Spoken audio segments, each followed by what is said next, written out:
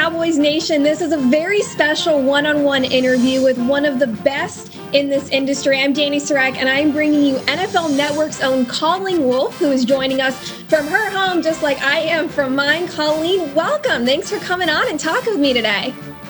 This is great. Thank you so much for having me, Dani. I have to give Cowboys Nation a fair warning. Although you are unbiased with your job, you are born and raised in Philadelphia and a really big Eagles fan, but we're not going to hold it against you. I was a little nervous you were going to wear like an Eagles jacket or like some green shoes or something, but I see that you were neutral, so much appreciated. I was this close to doing it. And then I was like, you know what? I'll just go black t-shirt, play it cool, play it normal. Like, no need to throw any Eagles stuff out there. But now that you said it, I'm kind of mad I didn't. Oh, well. I had a feeling. Well, no, we do appreciate that. And I know that you are starting now to kind of get back into the office. But I mean, it's been a crazy last few months for everyone. And the sports industry has really been having to adjust how we are able to conduct interviews, which is why we're doing this the way we are. So first, I'm just curious how you've been staying sane and enjoying yourself the last 5 or 6 months. It's a great question because I think it's one that everyone is trying to wrestle with right now. How to stay sane. We actually just moved. So as you can see, some lovely boxes in the background still propped up against the wall. Which, moving in a pandemic, there's a lot of challenges with that. So I'm kind of shocked. I'm still semi-sane, but we've been actually this computer right now is sitting on top of a giant puzzle because I have puzzles going at all time. I need some type of activity to do all the time. But yeah, it's been really wild just doing most of these shows from home. I actually just went back to the studio this week, but for the most part, since March, we were doing everything out of where I used to live, which is like just a small apartment. And so my neighbors hated me because they constantly heard broadcasts like blaring from her house. My husband, who is working from home and a writer, as it turns out, talking and loudly like I do is not great for his writing. So I think all of us are just trying to stay sane, but I think it's good that I'm also getting back into the studio as well. I loved your old neighbor posted that really passive-aggressive note for you. Yeah. Yep. That was my neighborhood. I know. I loved how it was like, especially broadcasting. My neighbors wrote me a wonderful note that told me to shut my windows whenever I'm doing shows. So I think that they're really happy I moved. Oh, it's a win-win for everyone. Now that you mentioned you're getting back into the office and you're with NFL Network, you have had an array of jobs that got you to where you are today. So I just want to give everyone a quick background because I know you had a lot of behind the scenes jobs as well. What was the path that led you to your position now?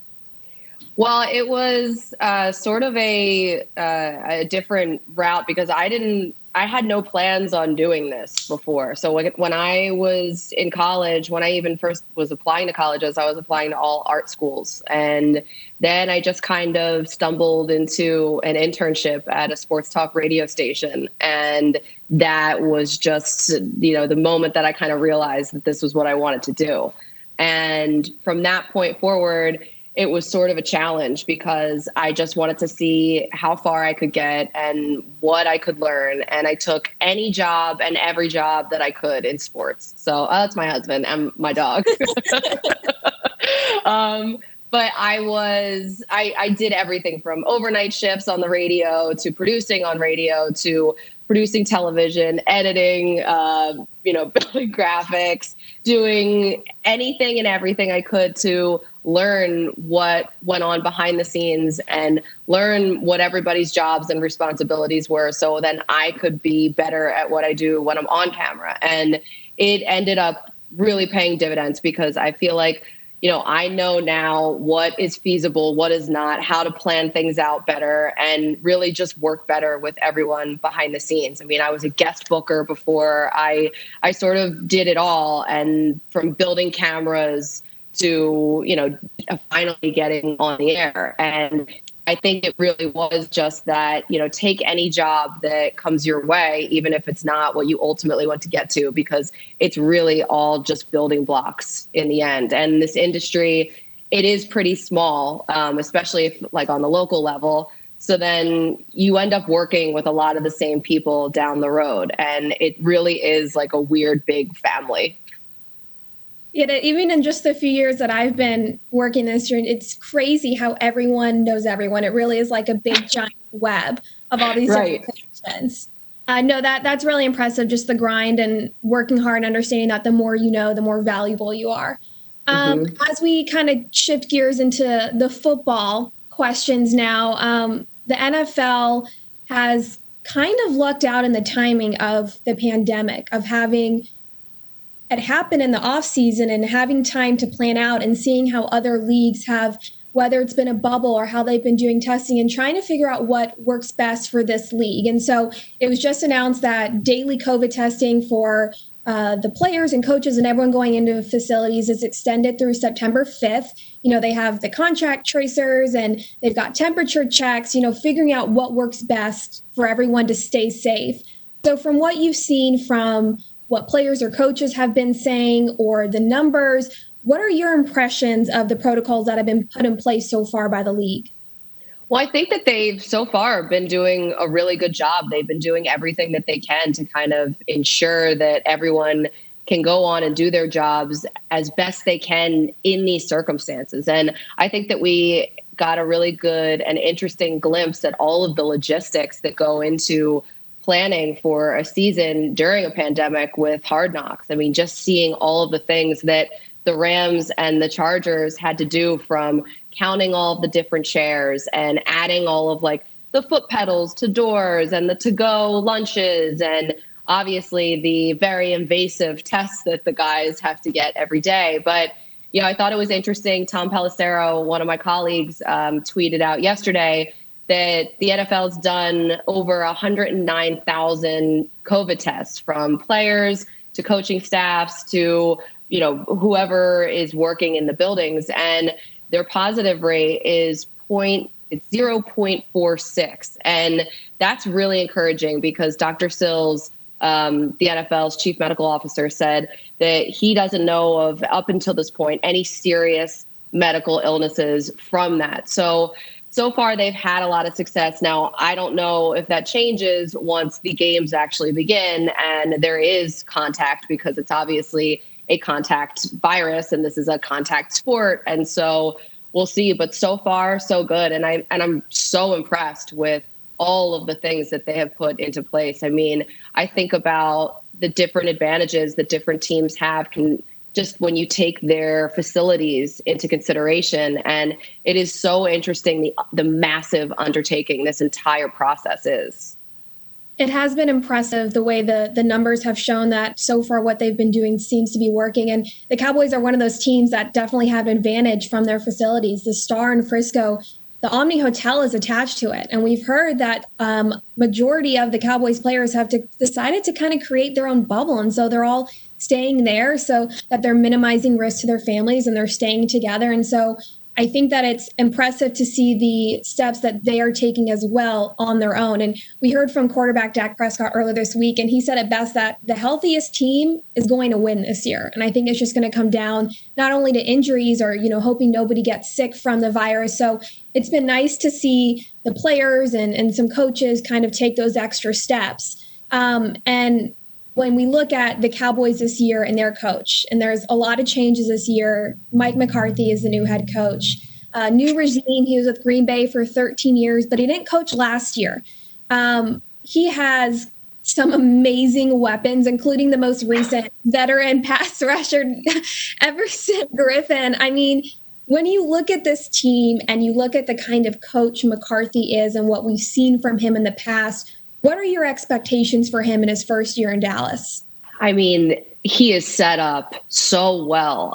Of all of the first year head coaches, in terms of guys that are now with a new team, not that he's a rookie, he's obviously not a rookie coach, but of all of the coaches that have new teams, he has the best situation, hands down. I mean, this is a team that they had so much talent last year. The fact that they only were 8-8. I mean, that was not anywhere near indicative of the talent that's on this roster. So it's so few times that a head coach gets this opportunity to step into a team that is this ready build. I mean, the offense is just absolutely stacked with Ezekiel Elliott, Amari Cooper, Michael Gallup. I mean, now you add CeeDee Lamb. I mean, I thought for sure the Cowboys were going to go for a DB or a pass rusher in that first round.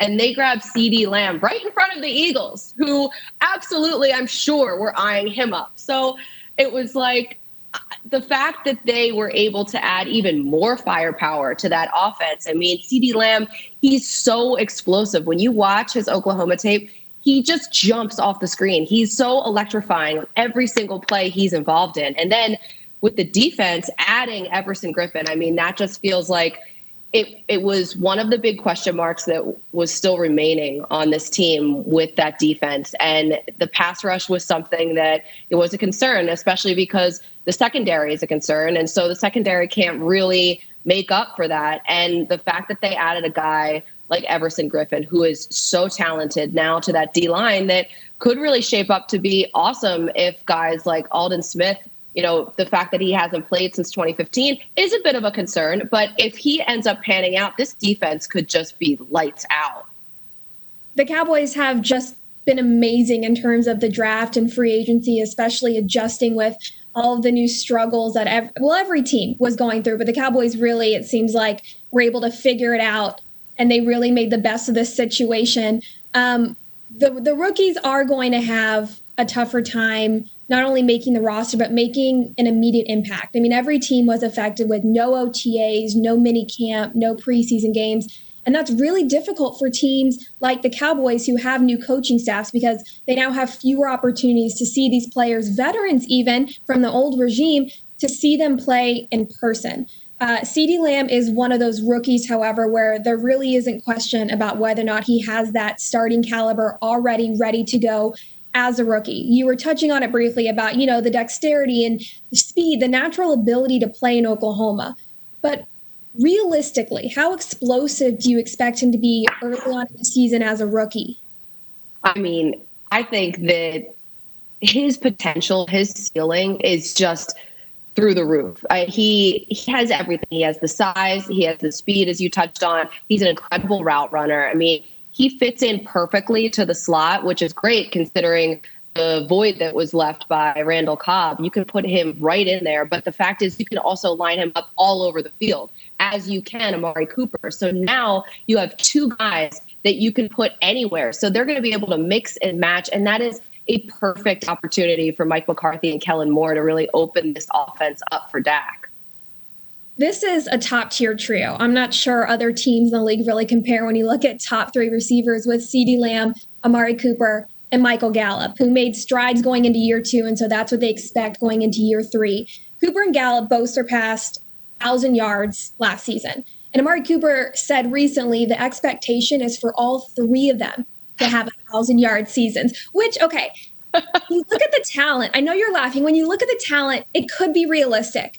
However, when you start to open up your eyes and you look more towards the backfield and you realize you have one of the top running backs in the league and how emphatic Mike McCarthy has been that Zeke is going to get touches, I'm not sure how realistic three receivers with 1,000-yard seasons and Zeke is, but I do like the optimism. I do like to think that it is something that could happen. This was the number one offense last year, despite their inability to really close in on games and get those important wins. When you add in CeeDee Lamb, how do you even see defenses stopping this offense? I mean, it's going to be a real problem. It's first of all, it's a great problem for the Cowboys to have. My dog agrees as he's barking in the background. This is the fact that they have so many options and they can go to so many guys. I mean, I have no idea how they're going to be stopped because this offense, the sky is the limit for them. And they're going to have to, I mean, if there are issues with the defense, that offense can probably cover it up. So if they're able to really put all of these pieces together, I think that they're going to be in a really good shape in the NFC. And something that'll make fans happy to hear is when we heard from Dak Prescott earlier this week, he was saying, even though they haven't been able to practice officially at the start, these players have been getting together and they've been getting some throws in. And Prescott said there's no egos between the three receivers. So he's going to be able to divvy up those throws, which is great to hear. This offseason, Dak Prescott signed the franchise tag. He didn't get a long-term deal, which was kind of surprising because of how adamant the Cowboys had been saying he is their quarterback of the future. But in his presser, Prescott was saying, he's not concerned about that. He doesn't have any grudges. He's not thinking about the future. He is zoned in on right now. And he's excited to still be a Cowboy because, this is the team he loved and watched growing up. But at the end of the day, he didn't get a deal, which he deserved. How surprised were you when that deadline came and went and he had to sign the franchise tag? I was surprised that they didn't get anything done with him. I was actually surprised that they didn't get anything done with him last year. So at this point, I feel like the better he plays, the more they're going to have to pay him, especially this year now that they're really set up for him to succeed. He has basically been given everything. So there really is no excuse for him not to. And I think that he knows that. I think that he really has a lot of leverage. And if I'm Dak Prescott, you know what? I wouldn't be worried about it either. I would know that I'm going to get paid, and let's roll the dice and let's just see how much I can ball out this year and then get paid, because I think that he is in a prime position to just do that now. That was going to be my next question in terms of leverage, because we also heard from Chief Operating Officer Stephen Jones, who again was saying that, yes, Prescott is the quarterback of the future. He expects to get a deal done. He was saying that some of the COVID complications of unforeseen circumstances in the future played a role in it. You look at other teams, and yes, some of these franchise players didn't get signed, but other teams were able to get the job done. Is there any scenario where the Cowboys come out on top in terms of leverage for getting a new deal for Prescott after this season? I'm not sure, because, as long as Dak Prescott can stay healthy, then there's going to be no way that they're not successful. I just can't see it happening unless the entire team falls apart and everyone gets sick and everyone gets hurt. There are just way too many weapons on this team and in that offense for him to not just go and ball out this year. So I feel like he is really just set up now. And that's been one of the great things about him is his health. He hasn't missed a game since he started in 2016. When the NFL top 100 players list came out, Prescott made the list. He was I see you're smiling. I think you know where I'm going with this. Prescott made the list. He was number 46. And something that always comes up when we are playing the Eagles is the comparison of Dak Prescott to quarterback Carson Wentz, because Wentz was the second overall pick in 2016. Prescott was 135th. Prescott's numbers are higher across the board when you compare him to Wentz, but the fact that Wentz didn't even make the list, do you find that to be an accurate evaluation of his play and his ability? Of course not. He absolutely should have made the list. Are you asking me, as a Philadelphian or as a guest on your show? Because as a guest on your show, yes, you know what? I think that it is not a scientific sort of polling that they do. The voting, it's kind of, it's done earlier in the year, and a lot of times guys just sort of fill it out real quick, and I feel like, it could be done a little bit better. So it feels like a little bit of a popularity contest, and I feel like Carson Wentz got the short end of the stick. Okay, that's fine. If that's the way you feel, I have to respect your answer. The Eagles drafted a quarterback, Jalen Hurts, this year. Do you foresee any sort of competition at that position? No, I don't think there's not going to be any competition, but I do think that they're going to draw up a lot of packages to use him on the field. I think that we've seen a lot of different guys like the Saints do it. There are situations where you could use him on the field with Carson Wentz at the same time and it not be like a thing, not be a drama filled like, oh, Carson Wentz is the starting quarterback no matter what. But I think, listen, if they want to be a quarterback factory, let them be a quarterback factory, as Howie Roseman said. The Eagles are the only team in the division without a major coaching change. Dallas, Washington, New York all have new head coaches, new coaching staffs. I'm not sure how much that will affect what your answer is going to be, but I want to know who you have winning the NFC East this year. Listen, my heart always says the Eagles. Okay, but what does your head say? But it really is a two-team division between the Eagles and the Cowboys. And on paper, the Cowboys are a very scary, good, stacked team. They have so much talent across the roster. Now, the fact that there was no coaching change and they do have that continuity, I think that really, really helps them a lot. But I honestly feel like the Cowboys do have a leg up right now in terms of talent on paper. It's just going to have to be which team in every division is able to adjust to the new protocols and way they're able to conduct practice and meetings and whatnot and get through this season. And who can really be the most responsible? Like which teams are going to hold their guys accountable because they're young. A lot of these guys are most of these guys, all of these guys basically are kids. So they have to be able to kind of rein it in. The veterans really have to step up. There needs to be good, strong leadership. And whatever team really takes it seriously and is the healthiest, they will win. My last question for you, there's no wrong answer. I'm just curious, as a lifelong Eagles fan, what is your favorite rivalry memory between the Cowboys and the Eagles for you?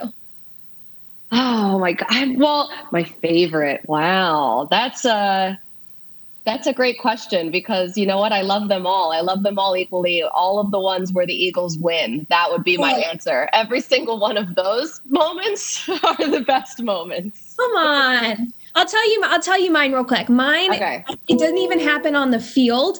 I loved in the 2018 draft, which was at AT&T Stadium, former wide receiver Drew Pierce, he goes up to the podium and he's about to make the pick and all these Eagles fans are booing him. And he thanks the Eagles fans and the Eagles for allowing him to have a career as long as he did. And that was just the ultimate mic drop. I loved it.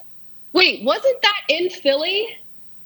No, I think it was the one that was at AT&T Stadium. Was it in Philly? I think that one was in Philly.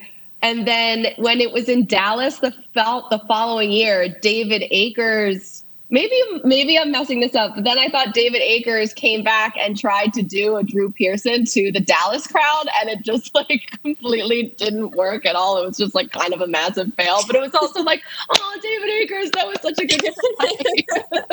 A for effort. I love that. I don't know. I think the rivalry is fun. I think it's important. I know it gets pretty intense, but I think it's always fun when you get to see him. It's so funny. When I first started working with Michael Irvin, that I feel was such a conflict because the first time I met him, I was like, I grew up hating you and you're so awesome. I love working with him. He is one of my favorites.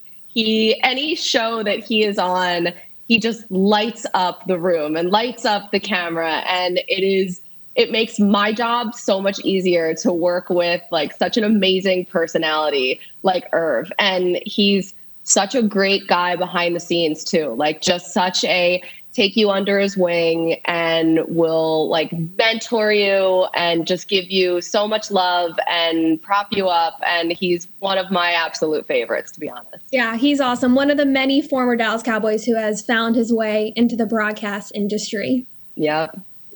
Colleen, I appreciate it so much for you joining us today and talking Cowboys. And I even gave you some topics to talk about your Eagles. So I feel like that was pretty fair. I know. Nice of me. That was. And gold star for you because I did not expect that. And I'm sure everybody listening is going to love those moments the most. Well, thank you again. We're excited to see you covering the Cowboys and all the other teams on NFL Network this season. Best of luck as you start to go back to the office and get ready for the season. Thank you, Dani. I really appreciate it. Cowboys Nation, I'm Dani Sureck. That was Colleen Wolfe with NFL Network. We'll see you next time.